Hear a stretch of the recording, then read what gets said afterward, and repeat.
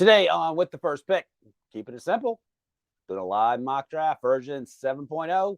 I'm Ryan Wilson, that's Rick Spielman. And Rick, we're joined by our good buddy Josh Edwards, covers the draft for CBSSports.com.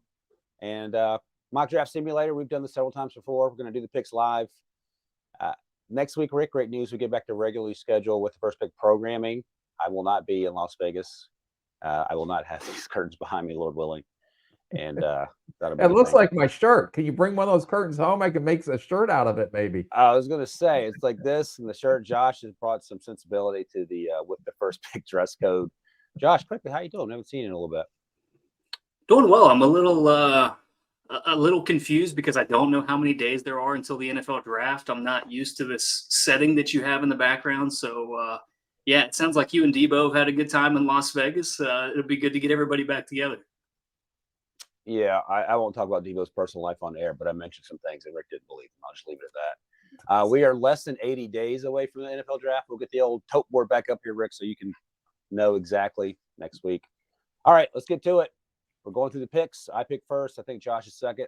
Then old Rick's on the board, and we'll flip-flop and figure out what happens here. Chicago Bears, we've done this a million times. Our buddy Joe Musso, who's a Bears fan, says he wakes up one morning and it's Caleb, and he wakes up the next morning and he wants to stick with Justin. I'm not going to complicate it. I'm taking Caleb. You got a new offensive coordinator, Shane Waldron. Luke Getsy was rehired in Oakland, or now Las Vegas, I suppose. He's right here. Caleb Williams, quarterback. There's no reason to overthink this. I'll just ask you quickly, Josh, do you have any issue with that? No, I think that's the direction they're going to go. I think it's been headed in that direction since they decided to make a move at the offensive coordinator spot. I don't think you're looking to go into yet another season with Justin Fields and a new offensive coordinator.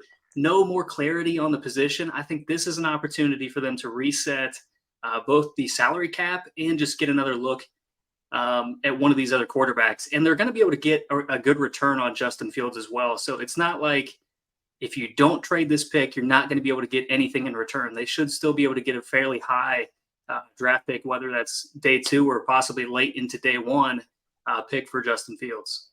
Rick, can you get a second and a fourth for Justin? Would you do that? Yeah. Well, I'm glad you're just following the computer, since apparently you haven't put a lot of work into this mock draft. So whatever the not simulator says. What is going on? I'm in Vegas, not you. No, I'm back at my disclosed location, my home in Sanibel, so we can talk about it. Only thing I'll say is that if they keep Justin Fields, then that is a significant amount of money they're going to have to pay him on a contract extension. But if they go with Caleb, I know last year Bryce Young got $38 million guaranteed for the full 4 years. So you imagine be 5% increase on that number, which is still cheaper for 4 years than what you're going to have to pay Justin Fields for maybe 1 or 2. And my question is, if they do a Justin Fields extension and decide to keep him, is it something like Daniel Jones got last year at $80 million 4 years, or is it even more than that? So it'll be interesting to see. You think it's easy to trade? No offense to you, Josh, and to you, Ryan, but that's difficult because you have to give up draft compensation, but you have to also understand, are you willing to give a contract? You're not going to give away draft picks on a quarterback and not have them locked in for a long term. Have you ever, I guess, taken a gamble on a second round pick on a guy knowing that he's a 1-year prove-it deal, or you didn't like doing that?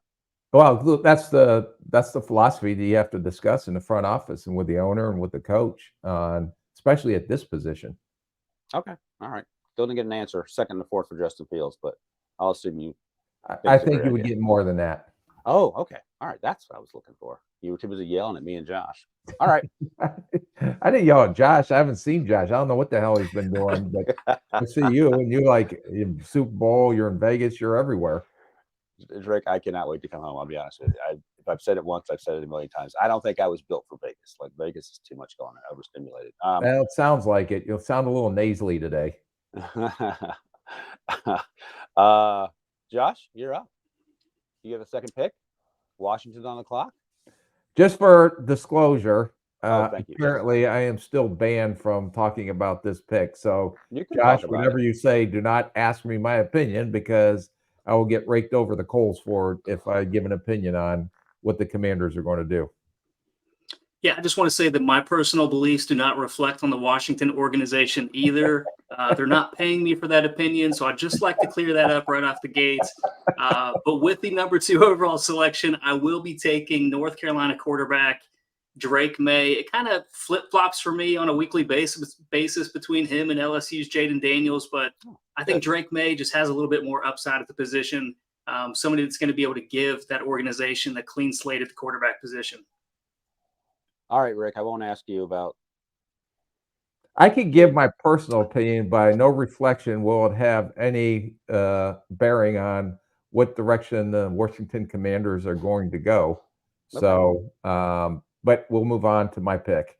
Since this would have actually been the perfect place to take Spencer Rattler for Washington, because then Rick, he doesn't have a rebuttal here. It would have been a perfect transition to number 3. Yeah, give Ryan the number 2 pick, and then I can't say anything. Yeah, if you had taken Spencer Rattler, Josh, Rick's head would have exploded. We could have been to the podcast. So, lesson learned. All right, Rick, you're finally on the clock here. You have the 3rd pick. You're the New England Patriots. They hired Alex Van Pelt. They have Gerard Mayo as the new head coach. They desperately need a quarterback. Any thoughts about taking Marvin here?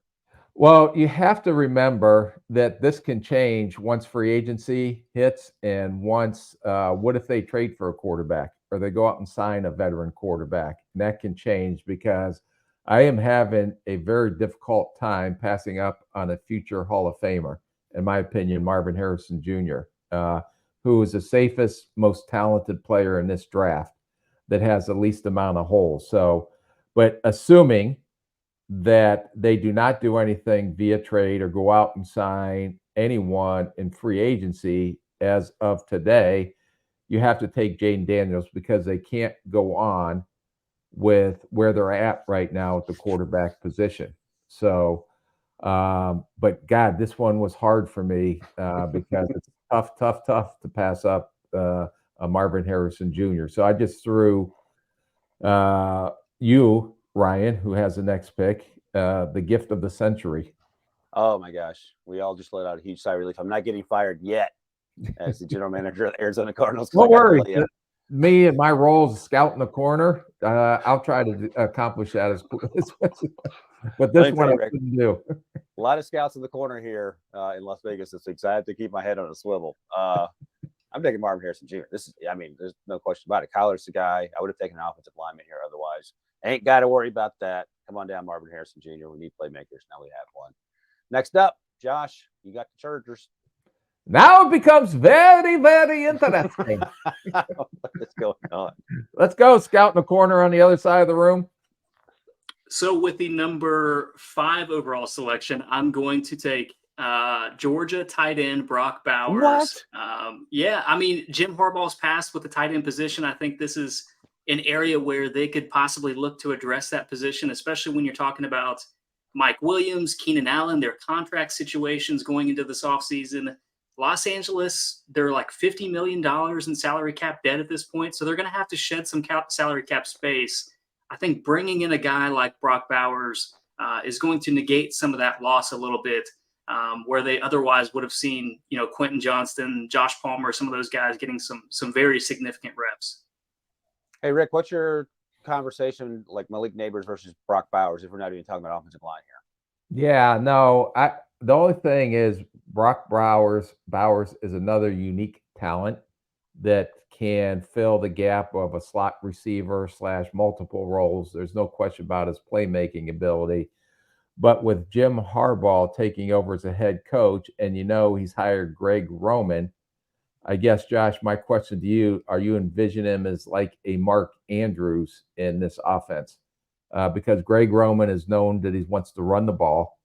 But do you lean more towards an offensive lineman, which they can definitely use help there, especially at the right tackle position, or you got 2 pretty good tackles up on the up there right now? Or I can understand, I guess I'm trying to get to your thought process, is if you have Jim Harbaugh and Greg Roman as your offensive coordinator, I guess that's my explanation of why you would do Bowers here, even though I'm a huge Bowers fan. Yeah, I think that would certainly be a consideration. Even when you look at the teams that excel in this league, they typically have 2, 3 former first round picks on the offensive line. Los Angeles has 2. Adding a third certainly makes sense. When you look at Greg Roman, when you look at Jim Harbaugh and their past, whether that be at Michigan or Stanford or Baltimore, they have leaned into the run game. But I think now in today's game, being able to stretch it out a little bit where you where you can bootleg into, a Brock Bowers on the backside, that kind of thing has to be intriguing. I think having that flexibility, that option to, be able to give defenses some different looks is something that they should consider here. Like I said, when you're losing potentially the type of skill talent that they have, you have to be able to find other ways to bring in some insurance in the event that that does happen. So for me, I think Brock Bowers is somebody that is obviously not an offensive tackle. He's going to be able to help in the run game a little bit, even though that's not his forte, but somebody that's also going to be able to help keep defenses honest and still support that run game. Hey, Rick, when you're in that division with Patrick Mahomes, are you doing the math? I got to score more points with offense like Brock Bowers. I got to score more points by protecting Justin Herbert with an offensive lineman. You're going to have to put up points, but you want to play better defense, especially going against Patrick Mahomes. But Kansas City, you would say during the season was not an elite offense. That's true. So, but when Patrick Mahomes, when everything is on the line, when he got in the playoffs, he just took it to another level. But I would say this, that you're going to have to play good defense too. You don't want to get in a shootout every week. You got to be able to play a lot better defense than the Chargers did. Well, the good news is I don't think they can play worse defense, so they got that going for them. All right, Rick, you're up. New York Giants picking at number 6 here. What are you doing? Leaned a little towards offensive line, but I can't not go with another playmaker. To me, the number 2 receiver off the board, Malik Neighbors, by far is, Hyatt was a little bit of a flash in the pan last year. We talked about him as a one-year wonder. They really don't have any. And if you want to give Danny Dimes, Daniel Jones an opportunity, you got to get some more weapons around him. So to me, he is the next most explosive playmaker in this draft besides Marvin Harrison Jr. And he gives them speed. He gives them big playability down the field on a consistent basis. So I don't think Hyatt does that yet. But now if Hyatt can come along and you got Neighbors, you got 2 pretty explosive playmakers at the receiver position, which you need in today's game. All right, I get it. I think it's a similar thought process with the next pick. Tennessee Titans are on the board at number 7. And again, this is pretty easy for me. I'm taking Olafashnu, put him next to last year's first-round pick, Peter Skoronski, left tackle, left guard. Done and done. Protect Will Levis, the future of the franchise. New coach, Brian Callahan, new offensive line coach. Hey, let me ask this, Rick. Would there ever be any consideration about not letting Brian Callahan's dad come coach with him because it's a lateral move if you're the GM of the Browns? Would you ever say no if you're not doing that? If you want to be a total arsehole, you could. And Kevin Stefanski. So is that Kevin's call or is that the GM's call or the owner? No, it's got to be ownership and Kevin's call, I would say. Okay. All right. So that's great. Bill and Brian will be back together coaching up.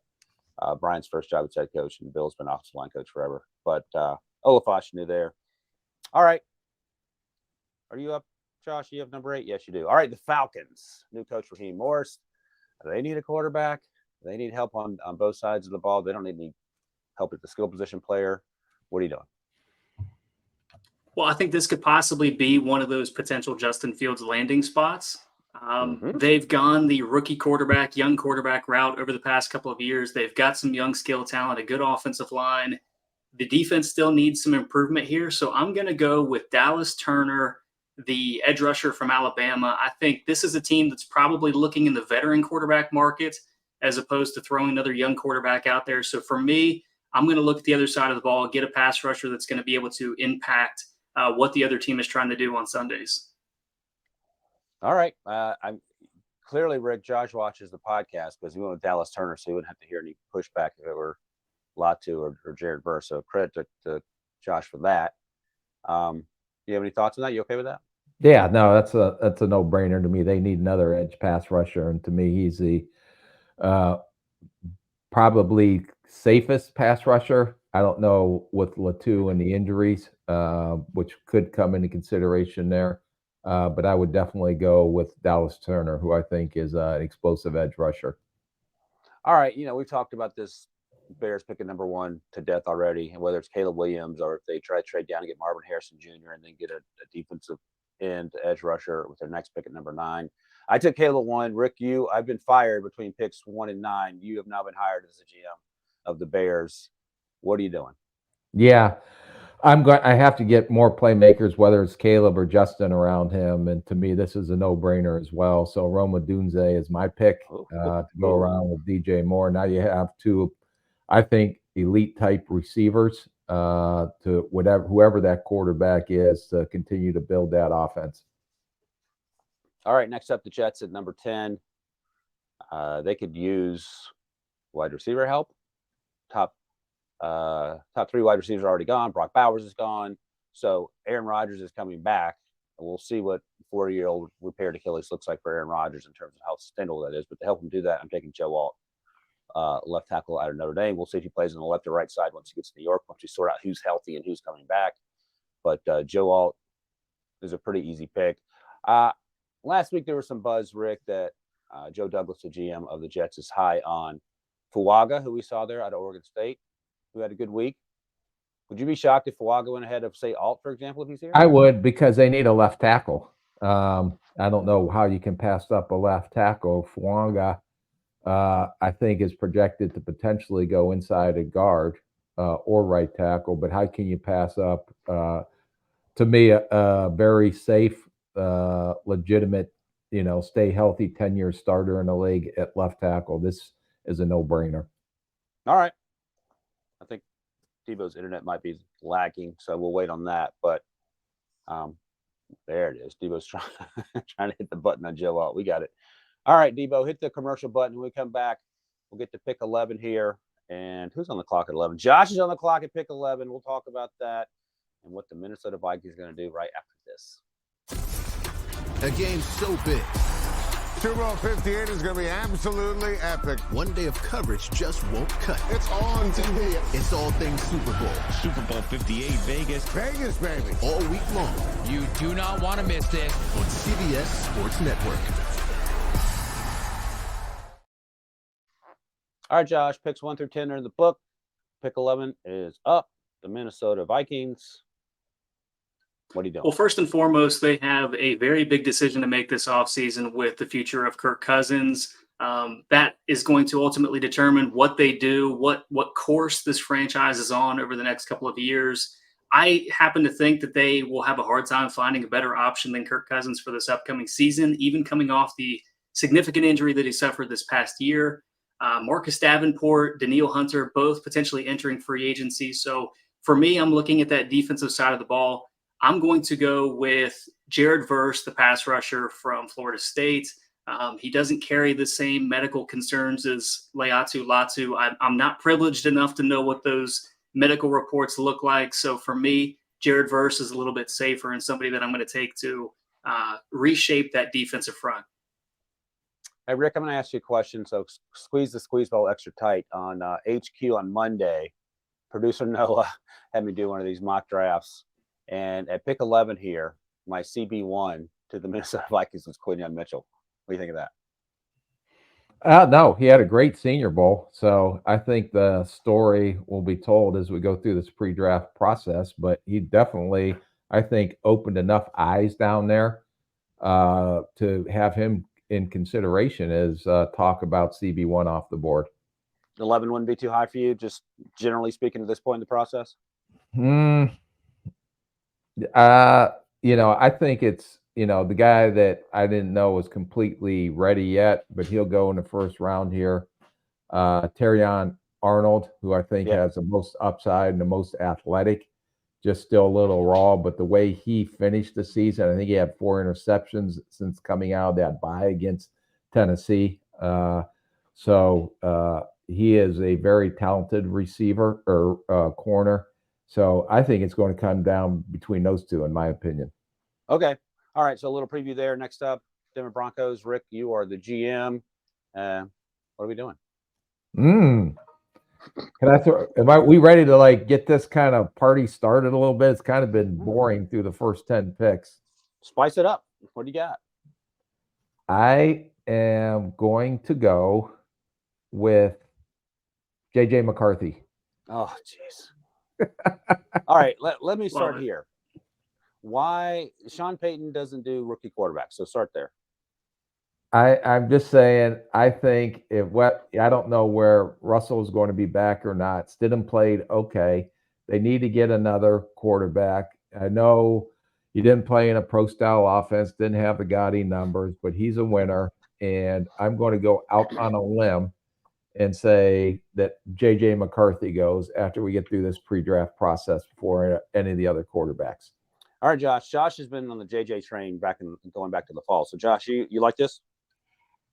I do. One thing that Sean Payton does like is consistency. We've obviously seen that from J.J. McCarthy, one of the higher completion percentages across college football the past couple of years. He's a proven winner at this point. I believe the second highest win percentage of any college quarterback. So, yeah, I think this is somebody that is going to appeal to Sean Payton. He may not have the type of season that a Jaden Daniels had this past year, but I think he's somebody that Payton can feel confident in moving forward. All right. Look at that. JJ McCarthy turning the corner. Next up, Las Vegas Raiders. Home of Ryan Wilson for another few hours. I'm going to keep spicing it up here, Rick.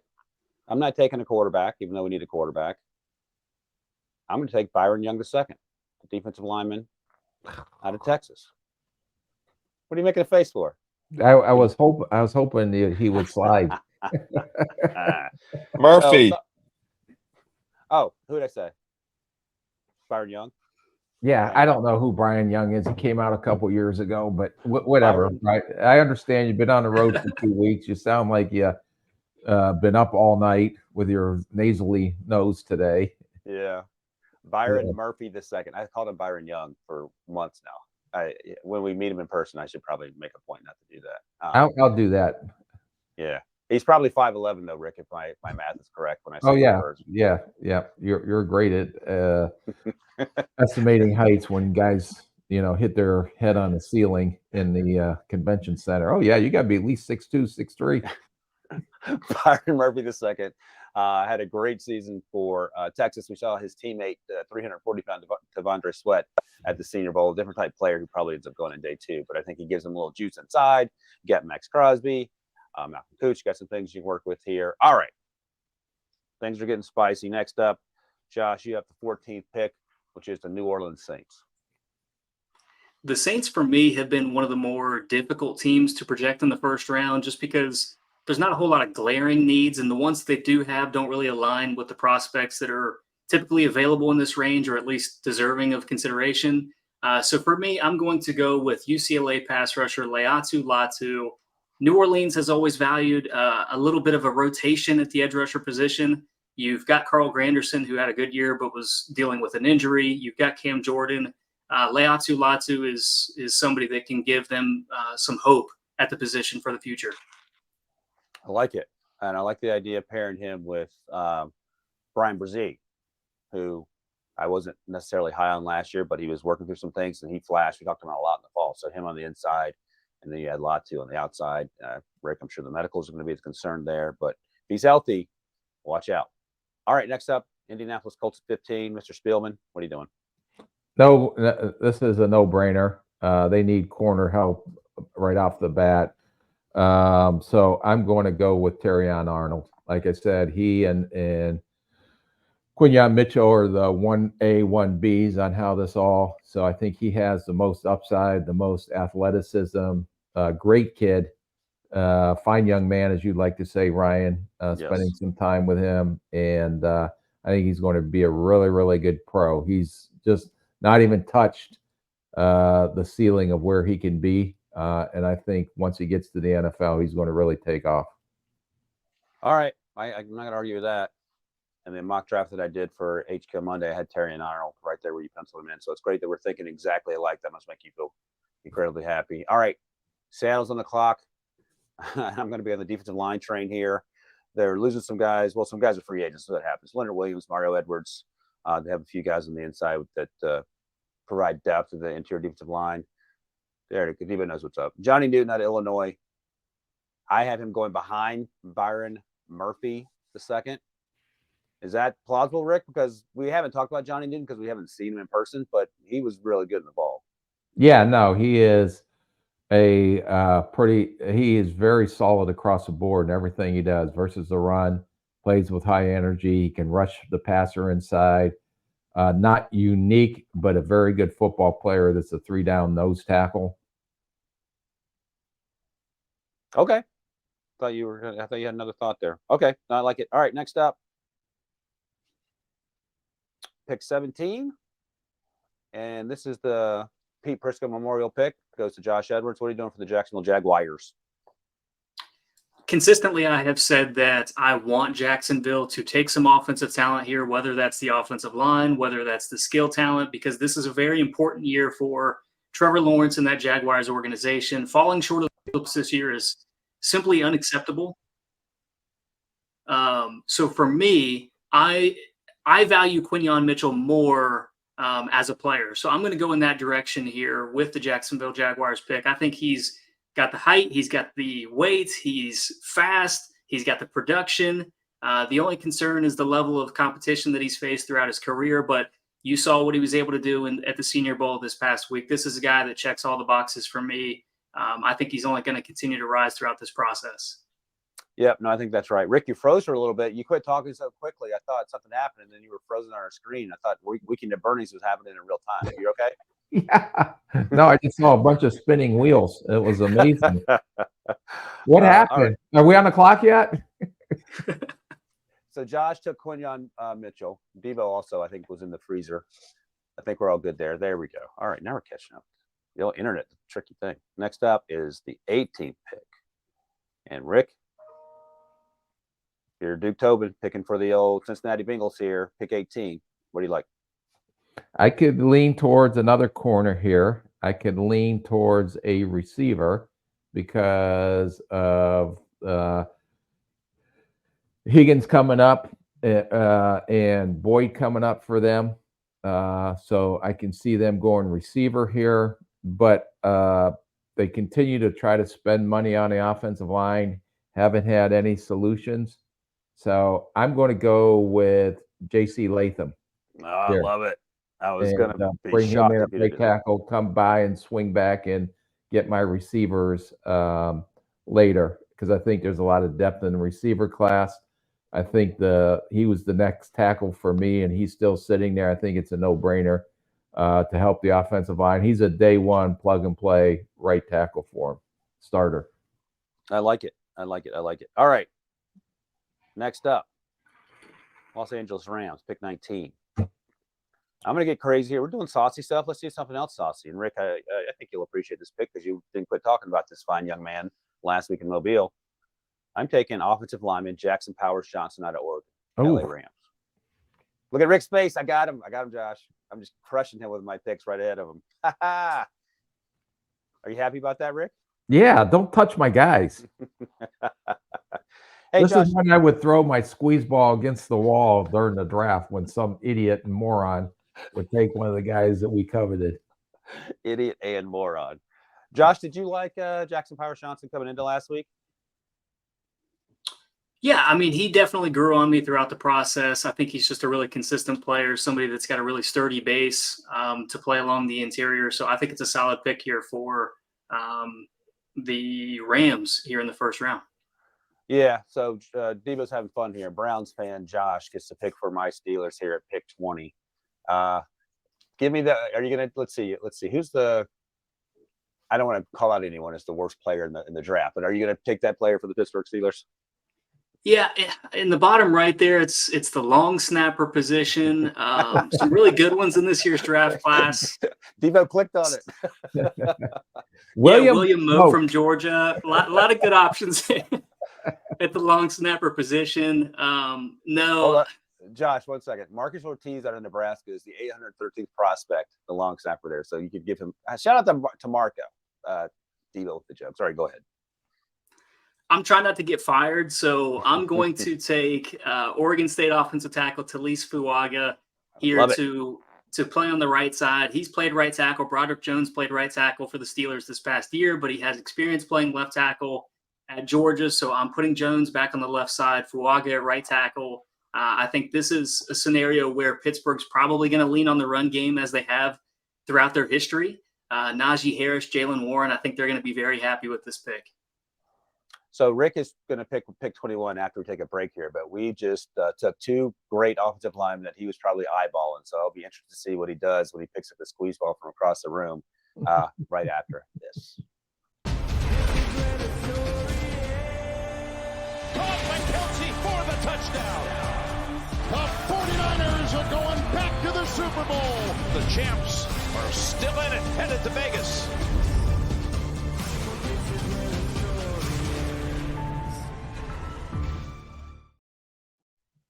All right, Rick, as you like to say, things just got very interesting. Jackson Powers Johnson, Talise Fuaga, gone. You're the Dolphins at 21. What are you doing? Is Jackson Powers Johnson still on the board? If you have a time machine, he is. All right, so you got me here. You got me there. So I do like this guy. I think he'll be projected from left tackle to inside guard or center. So I have to go with, and I like him. He just, even though he wears shorts when he plays, Troy Fatanu from Washington. I thought you were going to say Graham Barton. I was close. I was at. I think this guy's just a little more athletic, and a really good player. So I'm going to go with him, and he can get me out at left tackle if I needed someone to get me out of that. You know, I don't know what Armstead's going to do, if he's going to retire or not. But let's say he does retire. You need an offensive lineman. Could you start taking a swing at a Guyton or somebody like that at this point? But right now, with not knowing what he's going to do, if he's going to retire or not, I'm going with Fatanu. Would you, assuming this is real life and you lost out on Jackson Powers Johnson and Fuaga, would you think about trading down when you start calling people at that point? No, because I still think that I just got to know what I'm going to do at left tackle and how much can Guyton go over and play on the left side. This guy played left tackle, even though he may not have the arm length, but is he an exception to the rule? Or are we projecting him inside where they definitely need some help in there as well? But they have to address this offensive line. Pick 22 is on the board here. Philadelphia Eagles, that's Debo's team. Debo, let's go back to the long snappers. Let me solve this right quick. So in the mock draft I did on Monday for HQ, I had Keon Coleman going here, but I see their cornerbacks. How would you take a receive? Who'd you do this mock draft with on Monday? Yourself? They only have two. They only have two receivers. I don't know how Debo felt about that pick, but I'm that's just confident. I disagree with that 100%. That's not the first time. That's why I'm going to go in a different direction here. I'm going to get a versatile defensive player. I'm going with Cooper DeJean. Cornerback. There's talk of him playing safety for reasons that I consider to be physical. I'm playing him at cornerback. He has return ability. Cooper DeJean, done and done. All right. Next up, pick 23, Houston Texans. Josh, you are Nick Cesar. Nick, what's Nick's last name? Cesario? What is it? No. What's the GM's name? Cesario. Oh, I had it right. Okay, I thought I was misspeaking. All right, go ahead. Houston is another team that's difficult to project, especially in this range. Defensive tackle is a position that I would have considered here if you had not already taken Johnny Newton. I'm going to stay on the defensive line. However, I'm going to take Chop Robinson from Penn State. I know they've got John Grenard. I know they've got Will Anderson Jr., but coming from San Francisco, D'Amico Ryans is used to having a wealth of pass rush talent at his disposal. And I think bringing in a guy like Chop Robinson, who is still a little unrefined, has some work to do in his own game, is somebody that's going to be able to provide a little bit of that depth here for a rising Texans team. I like it. And Rick, we haven't talked a lot about Chop since the fall. He is expected to test through the roof. And we say every 2 weeks or so, let's make sure we don't get caught up on the measurables based on the things we saw last year with those draft prospects. Are we going to get caught up on the measurables when he runs a 4.34? No, we're not going to get caught up. But whatchamacallit from Philly ran a 4.3 something and didn't see the field this year. Kid from Georgia. Ringo? No, the Nolan Smith. Roland Smith. Oh, Nolan. Oh, Nolan right. Smith. Nolan Smith did too. Yeah. Debo had Nolan's name at the tip of his tongue. He can't tell you that one. All right. You're Jerry Jones. You're the Jerry Jones of this podcast, Rick. So it makes sense that you're Jerry Jones picking for him in real life. Who are you going to do for the Cowboys? Yeah, no, I was thinking potentially corner here. I know Gilmore's getting old. I know Bland had a outstanding year, but I don't know if the Smith, the left tackle, is going to retire. He's been banged up. Can you move the guard Smith out to left tackle and potentially take a guard here? Or do you take one of these tackles? I think they need to refresh that offensive line. So I'm going to stick to the offensive line right now. I had a tough time between Guyton and Mims. The only reason I'm going to go with Guyton here is because I just seen him down at the Senior Bowl, and he had a pretty good Senior Bowl. Mims may pass him as we go through this pre-draft process, but right now I'm going to give him Guyton. And you talked about it. He struggled to stay healthy this year, Mims did. So Every played. Yeah. Well, he started the last game of the playoffs, and he played well. And then this year we barely saw him. All right, next up, the Green Bay Packers. They appear to be in pretty good shape. They have so many young players. They're going to be getting a little more cap space relief, I think, as the Aaron Rodgers deal gets further in the rear view. They have a lot of guys coming up for contracts in the secondary, and I got the guy that I loved in the summer and liked a lot in the fall still sitting there. I'm taking Clemson cornerback Nate Wiggins. This has been a really successful podcast for me so far, Rick. Yeah, no, you just follow what the computer tells you to do. Oh, I thought you wanted Nate Wiggins. I thought that's why you're making No, that face. I didn't. No, I'm just like looking. Okay, well, that's the number one guy on the board. It says that's what the computer says. Let's do him. I told you, I gave you my reason. They have a bunch of guys going to be out of contract. They need some help in the secondary. You saw how that defense played. You need to get home and get some sleep. That I don't disagree with. I need you to send me some of your first class points. So I'm not sitting in the back in the red eye, but I don't think that's going to happen either. All right, Josh, you're the Tampa Bay Buccaneers. I don't know what you're doing with Baker Mayfield, but you got the pick here. It sounds like they're going to move forward with Baker Mayfield, especially since they hired his offensive coordinator, Liam Cohen, with the Rams. So with that in mind, the offensive guard position is already an area that probably needed to be addressed this offseason. Ryan Jensen announced his retirement. I think you have to look at the interior offensive line in Tampa Bay. And for me, Duke's Graham Barton, somebody that has played left tackle but has the flexibility to play up and down the line, is somebody that I'm going to take here for the Buccaneers. Hey, Debo, can we just get a cut up of Rick reacting to us taking his draft picks, and we'll just play that on a loop because that's been the most entertaining part of this podcast. All right, Rick, you're great. You have Marvin Harrison Jr. Once again, as the general manager, I've gotten fired between that first pick and the subsequent pick. You're up at pick 27. Marvin Harrison Jr. went to the Cardinals at number 4. You're picking again for the Cardinals. Yeah, I wanted to try to get a pass rusher. I don't know if I'm enthralled with anyone going forward from here. I don't want to reach on Darius Robinson yet, although I think I really, the way he played, I think and Trice is still there. And then I was like, corner. I know I need corners as well. So you got Kool-Aid sitting there, and you got Robinson, and you have, ooh boy, how much time do I have left? Yeah, this podcast is moving along, so you can take a couple seconds if you need it. Okay, I am going to go with. They did offense. I'm going with Trice. I'm going to say Trice over Robinson. So I know he plays his rear end off. He's a little tight coming around the edge. But his energy and effort, the way he played against Texas, he kind of took over that game. I understand some of the concerns with him, but I need to get better on defense. I need to get better pressure on the defensive side of the ball. Jonathan Gannon's a defensive coach.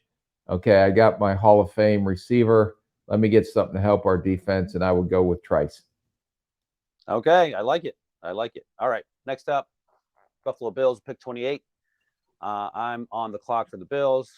Dane Jackson's out of contract as we sit here. They got a lot of guys on the defensive side of the ball that are going to be out of contract. But Debo, hit the wide receiver button because Bills fans have been clamoring for wide receiver help. And I'm going to do like Mike McDonald did in his introductory press conference, Rick, where he said, I'm here to cater to the fans. So I'm going to I took a Twitter poll. They want a wide receiver. They're going to get a wide receiver. So now the question becomes, do I want Brian Johnson Jr. or do I want Keon Coleman? Scroll down a little bit more, Debo. Let's see who else we got. Adonai Mitchell. Oh, my gosh. I was looking at that. Yeah, don't even look down there yet. All right. All right. Let's go to the top, Debo. I think I'm going to go. Oh, boy. I'm taking Brian Thomas Jr. Of course you are. It's right. It's like the next guy on the board. That's what the Peter told me. Keon Coleman. I love Keon Coleman. He does have some turn ability. I do wonder just about the sort of midseason slump. It probably won't mean anything, but for the purposes of our conversation here, I'm taking deep threat Brian Thomas Jr. Have to make sure Stephon Diggs is happy, get him back there, and then finally find a way to win the big game once you get to it. All right. The Detroit Lions, pick 29. Rick got fired, so they hired Josh to make the pick for the Detroit Lions here. What are you doing, Josh? Yeah, I'm pretty happy because my first selection has been available pretty much every choice so far. I don't know if that's a good thing or a bad thing, honestly. But for me, I'm going to take Kool-Aid McKinstry, the cornerback from Alabama, coming in with Brian Branch a year ago, somebody that is simply a better football player than maybe he will test. Those guys are going to be able to speak the same language in that Detroit secondary, both coming from Alabama. I think Branch will be able to help McKinstry's transition to the NFL. So I like that pairing, but I like getting stronger on this Detroit defense as well. All right, Rick, I don't know if Kool-Aid was on your radar for the Ravens here at pick 30. You can go in any number of directions here. I don't know if there's a ton of needs for this Ravens team. No, I was leaning defense, but knowing the offense, OBJ, you hit on Flowers, Andrews, you got Likely. I don't know if any of the other receivers have really stepped up. I could go a lot of different directions here, but I'm probably going to go with Coleman. I just need another playmaker on the offensive side of the ball to go along with Zay Flowers. So you got me. That you reversed it on me. That's who I wanted next because I'm the Kansas City Chiefs. All right, who's at the top of the list? I guess I have to take that person. Hit the wide receiver button again, please, Debo. Let me see who's left. I might do another wild card here. Don't even look at these guys in the first round, please. Scroll down a little bit.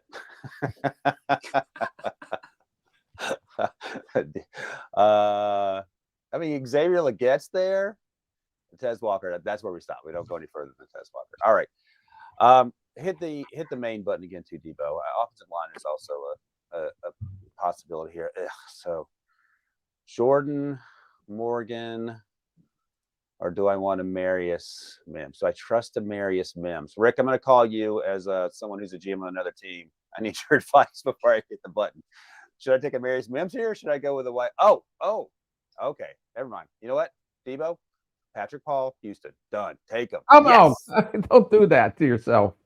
Why? He's a good player. And I know. I think you turned the corner on him a little bit. Not as much as Spencer Rattler, but I think you turned the corner on him at the Senior Bowl. Is that true or no? Yeah. Well, maybe move him up a little bit in the third round or bottom of the second. But my God, what are you doing with your life? I feel quite comfortable with putting him here. And he's healthy. Go play. Yeah, hopefully Amarius can stay healthy, but for now, I don't know if that's true. All right.